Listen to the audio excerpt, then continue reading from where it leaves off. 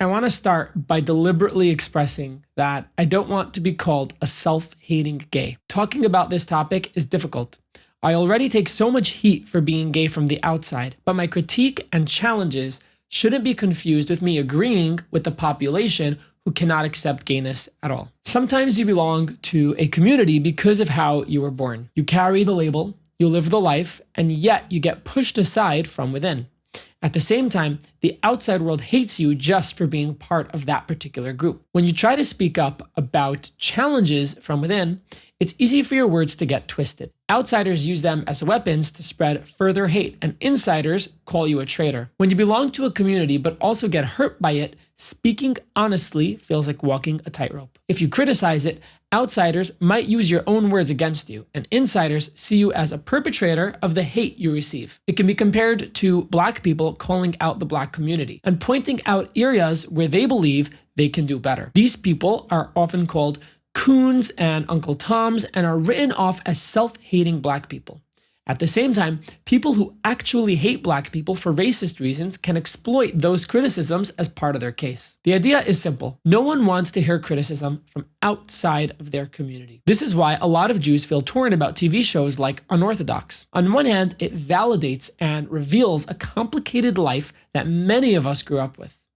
On the other hand, it acts as bait for anti-Semitism. This is similar to my challenges when criticizing Orthodox Judaism and religion. It's complicated because I have personally experienced anti-Semitism from outside the Jewish bubble. And at the same time, I've also received ostracization from within it. The same is the case for my relationship with gayness and the gay community.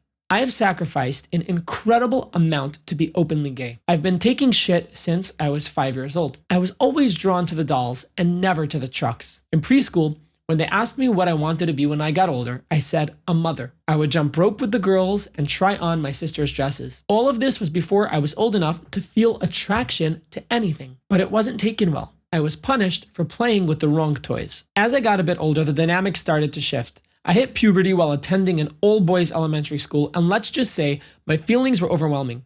You may think I received a decade of bullying, but elementary school was actually the greatest time of my life. By some miraculous coincidence, the class I landed up in had a large handful of kids who ended up being gay.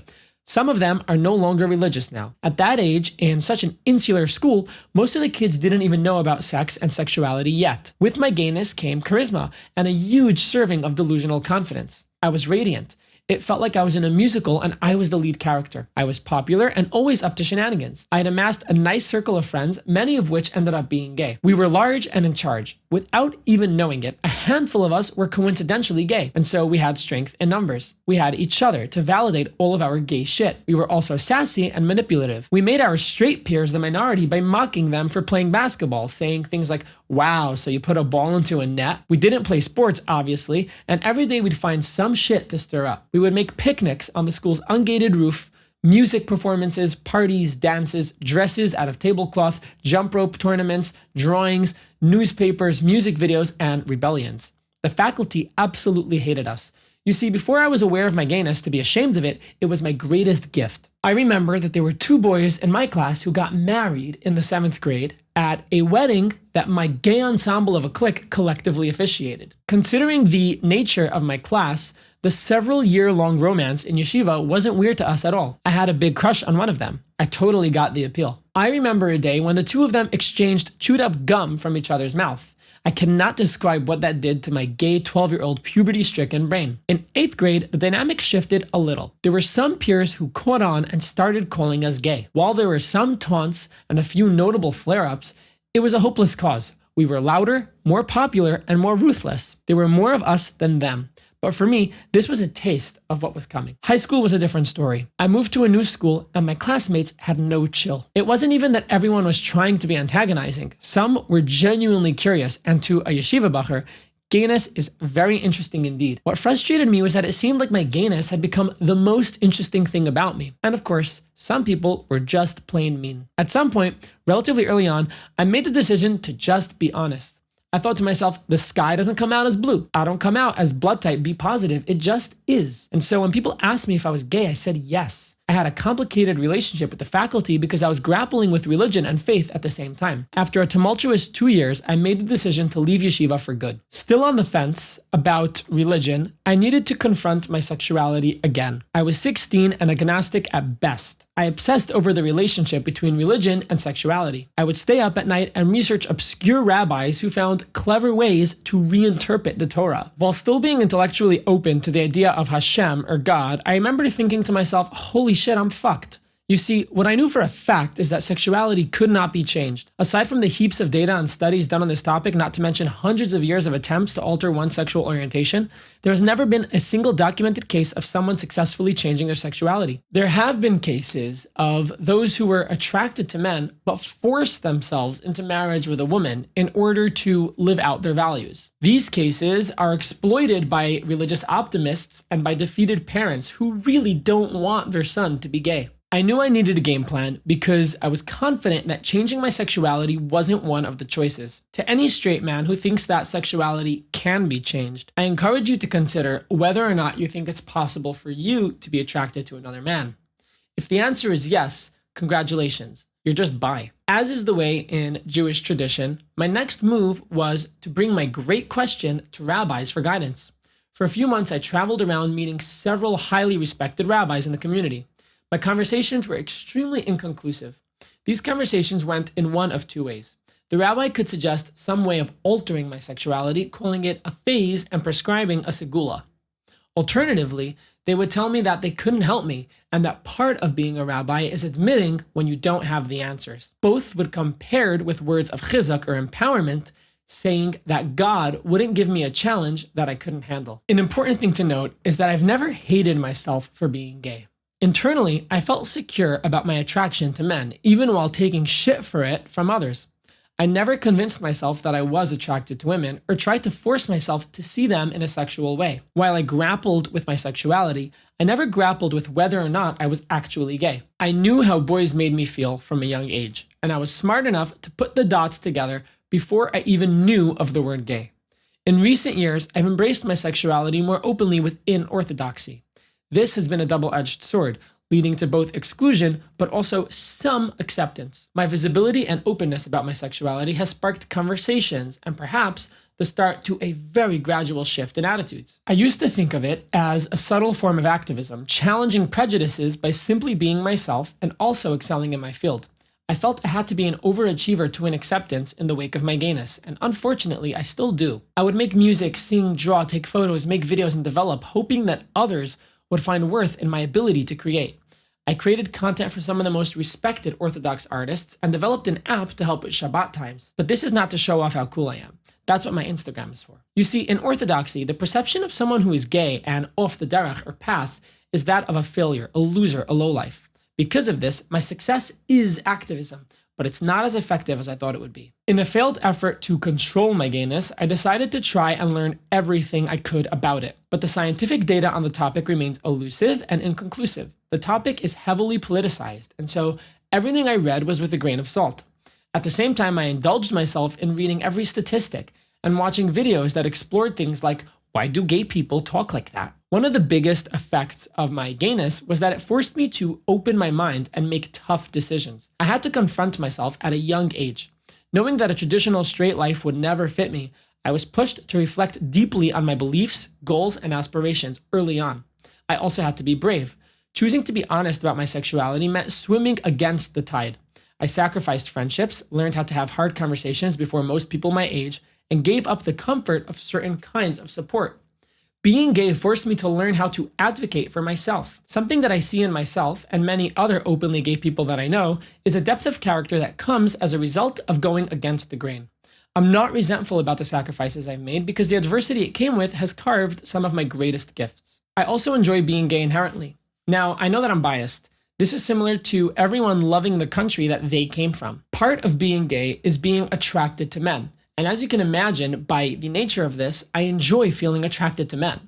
I understand that if I was straight, I would also say that I enjoyed my straightness by virtue of enjoying women. but I feel that this is necessary to mention. I do not accept my gayness or tolerate my gayness. I actively enjoy it. In a perfect world, I wouldn't wish to be a specific orientation. Specifically, I wouldn't wish to be straight. Research also indicates a notable overlap between giftedness and LGBT identities. Gifted individuals often exhibit traits like heightened curiosity, critical thinking, and a propensity to question things around them. These characteristics can lead to earlier and deeper exploration of personal identity. Studies suggest that LGBT individuals are overrepresented in gifted populations, with some research indicating that up to 10% of gifted students identify as gay. I remember staying in a hotel in Manhattan and hopping on Grindr as one does. Over a short stay, I ended up meeting several different gay guys around my age, a Broadway lead, a talented artist, a photographer, a singer, and so on. I remember thinking to myself after meeting them one after another, wow, gay people are fucking awesome. But all of this leads me to the present. I'm 23 years old now. I'm no longer a rebellious teen heroically breaking the status quo. No one gives a shit about me. My twink days are over. The kids I grew up with are all married and having their first and second kids. I can't help but think about dying alone. Everybody I know has an old grandparent that they look after. Who's gonna look after me when I'm old? What aspirations do other gays my age have? I don't want to be 50 years old living in an apartment playing house with a dog and a lab baby. Some of the gays I meet express that they dream of building a life and getting old with a man that they love. Maybe I'll feel that way if I found the right guy. Right now, the idea of getting old with my sexual roommate in Soho with our androgynously named IVF baby that we took out a mortgage on makes me want to put a gun in my mouth. Why is it that two men living together feels like playing house to me, but with a woman, I see it as something more legitimate? My sociology professor would say that this is because of socialization. Is she right? Do I just need to find the right guy? Or maybe it's the fact that I grew up in an Orthodox community where unmarried 22-year-olds are considered older singles. For a while, I thought that my biological purpose was simply different. I read the works of evolutionary psychologists, hoping to get to a place where I felt a non-religious sense of purpose as a gay person. A lot of research has been done on this, because non-procreating homosexual individuals have long posed an evolutionary paradox. If we do not produce offspring, how and why would such traits persist? Across disciplines, from evolutionary psychology and biology to anthropology and history and sociology, researchers have explored the roles and contributions of homosexual people in their families and societies. Many theories suggest that while these individuals may not reproduce directly, they can enhance the survival of their families and communities in a few different ways. Some researchers argue that the environment in which humans evolved likely resembled the communal extended family structures that are still seen in traditional cultures like Samoa, where homosexual males, known as fa'afafin, are fully integrated into caregiving roles within their families. In these types of societies, a non-reproducing adult is not seen as an evolutionary dead end, but rather as an important extra resource helping to raise and support the next generation. This idea was documented during a study conducted in 1975 by biologist E.O. Wilson, who proposed that if homosexual individuals in non-technological societies served as helpers, their presence would enhance family survival, allowing genes associated with homosexuality to be preserved through natural selection. In simple terms, without the social stigmas associated with homosexuality, gay uncles can play a caretaker role in the lives of their nieces and nephews. As a result, the child-to-caretaker ratio in these communities is higher, ensuring tribal continuity. Anthropologists have documented that many indigenous societies recognized formal roles linked to homosexuals. Among Native American tribes, the Berdache were respected members of society, serving as healers, artisans, spiritual leaders, and crucially, caretakers who enhanced the survival of their kin by raising nieces, nephews, and orphans. In tribes like the Navajo, Lakota, and Zuni, families with a gay member were considered lucky, reflecting the kin selection theory in action.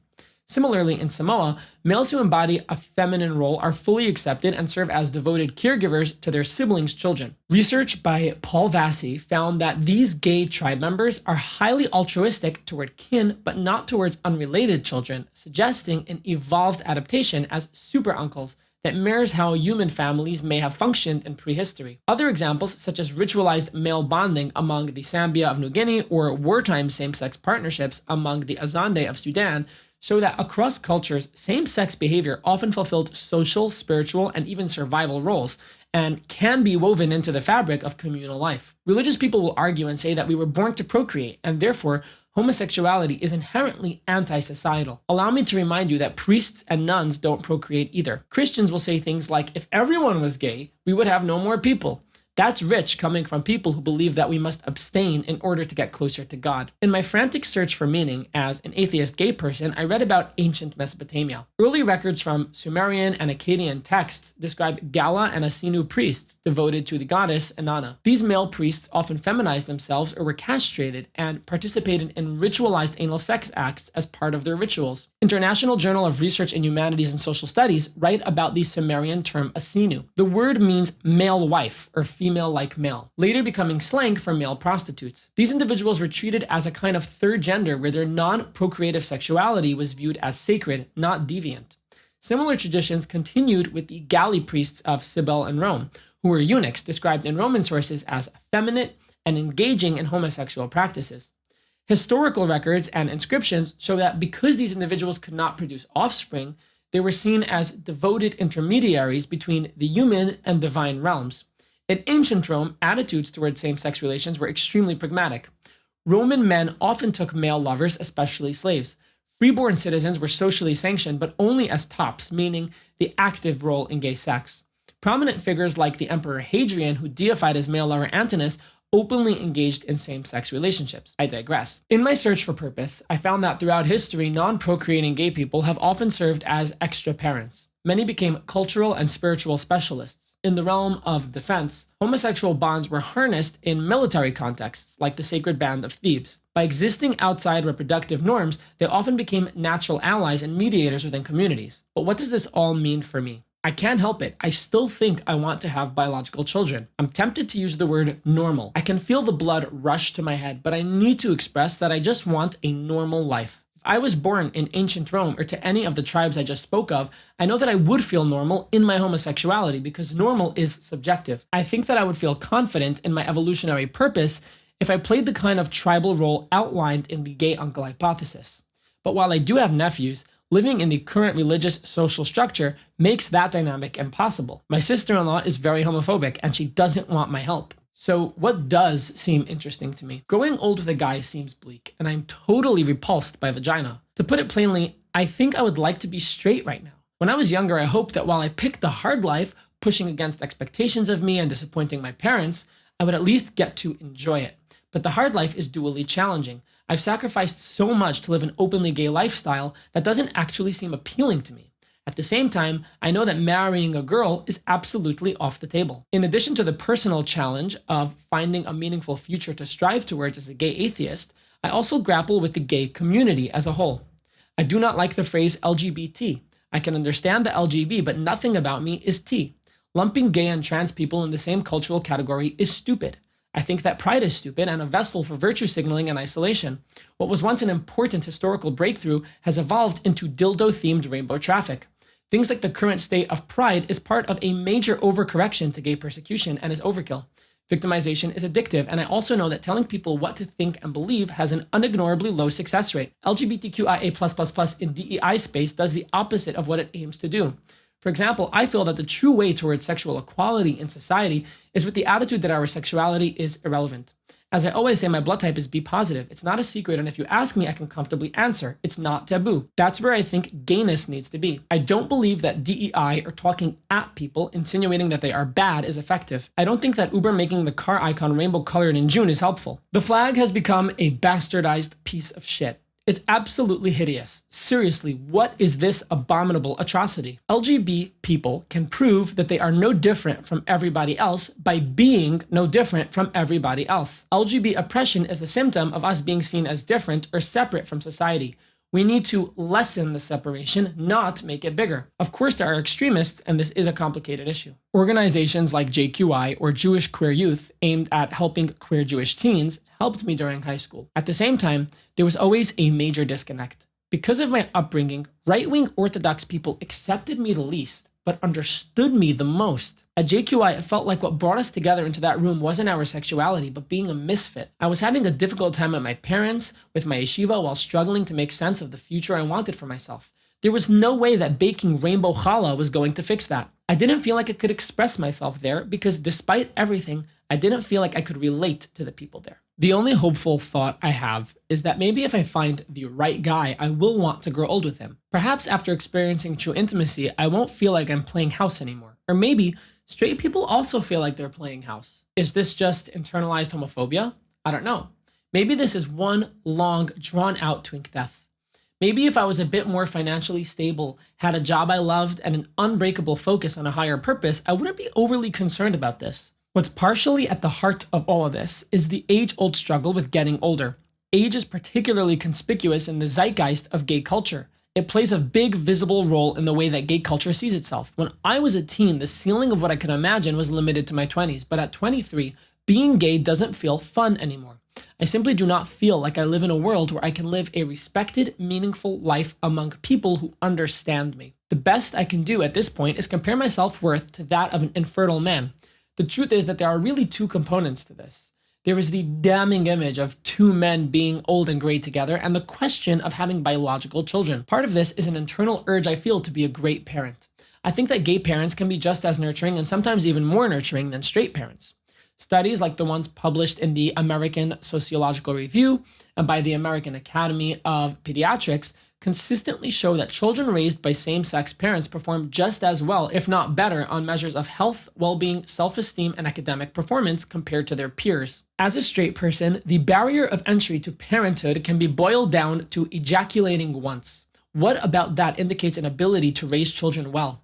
Gay parents face hell just to become parents at all, which means that they tend to be committed, intentional, and prepared. The finances of future adoptive parents are thoroughly audited before they are allowed to adopt. As someone who grew up in dire poverty, no one checked in with my straight parents as to whether or not they were in a financial position to support more children. Gay people don't become parents by accident. They become parents because they deeply want to be. What makes a great parent is love, stability, patience, and devotion. And when someone has to fight for the right to be a parent, it makes sense to assume that they will be determined to do it well. Maybe I need to stop caring about what other people think. This is easy for people to say. You see, if I really didn't care about what anybody else thought of me and had no need for validation, why couldn't I be perfectly happy getting old in the company of a man I love, raising adopted children? In the current state of the Western world, aspiring for that lifestyle feels heartbreaking, and moving to a liberal neighborhood is not the answer. You can dismiss me and tell me that I need to stop caring, but evolution shaped our need for social approval. In our ancestral past, being accepted by the group was critical for survival.